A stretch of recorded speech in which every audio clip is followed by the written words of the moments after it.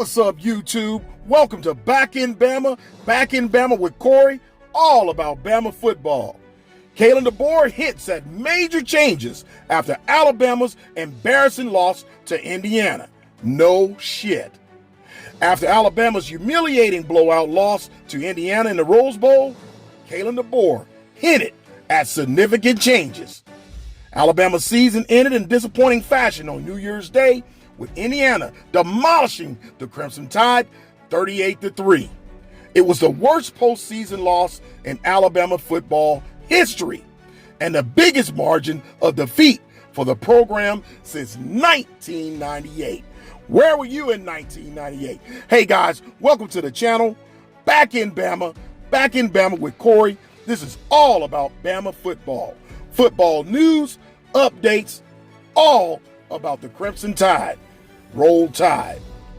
That type of humiliation has justifiably led to some angst amongst Alabama fans about the future under second-year head coach Kalen Deboer.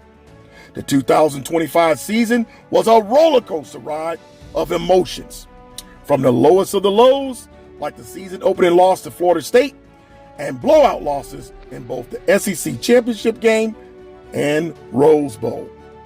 But also major highs like the win over Georgia and Athens, beating rivals Tennessee and Auburn, and the comeback win over Oklahoma and Norman in the opening round of the college football playoff.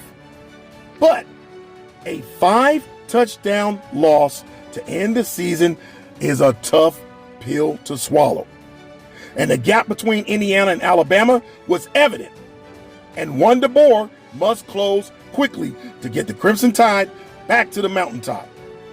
To do so, changes are necessary, and it seems like Deboer knows it. You've got to go back to the starting over from scratch with putting the people around you, the right people, committing to something, a common goal together, and the actions following it. Now, this says Deboer after the Rose Bowl. Now, changes seem inevitable for Kalen Deboer and Alabama this offseason. With the transfer portal officially open, roster changes are surely on the way. Alabama will see some attrition from its own roster, as well as everyone else, and it will be pivotal for General Manager Courtney Morgan and his staff to land some pivotal upgrades at certain positions. Most notably, the offensive line. And I'm wondering if they're going to keep Chris Kapakalovic on the staff. And this is just not personnel, but this is also including the coaching staff. And wondering if Chris Kapakalovic will be retained for a third season after another disappointing year up front. Deboer has to make a change there as well.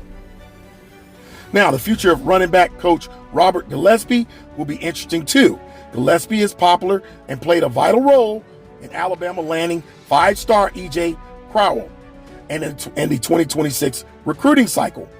But it's fair to question whether he's getting the most out of a disappointing running back room, one that has lacked a true difference maker for 3 consecutive seasons. Would Deboer consider a change at offensive coordinator?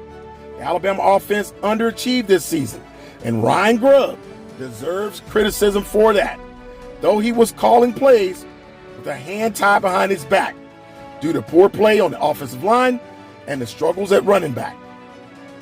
But the Tuscaloosa News, Chase Goodbread made a point that cannot be ignored.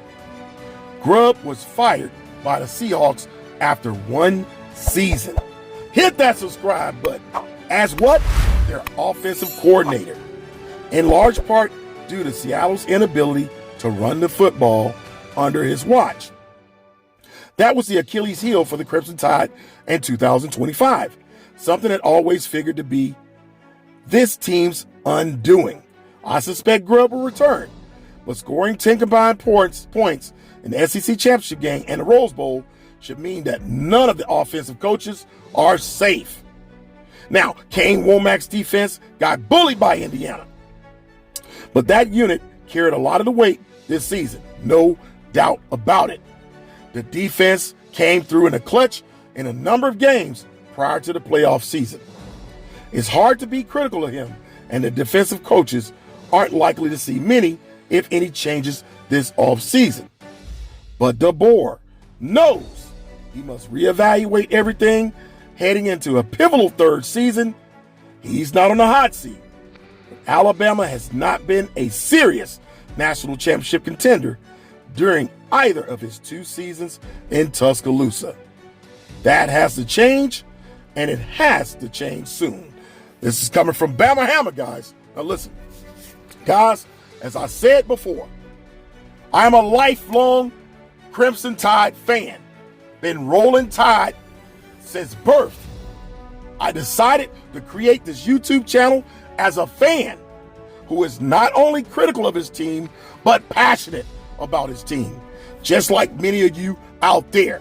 I want you guys to chime in. What's your thoughts? I mean, hinting at changes is one thing, but needing to know that he got to make changes in 2026, he just got to make changes. And he's got to make some changes.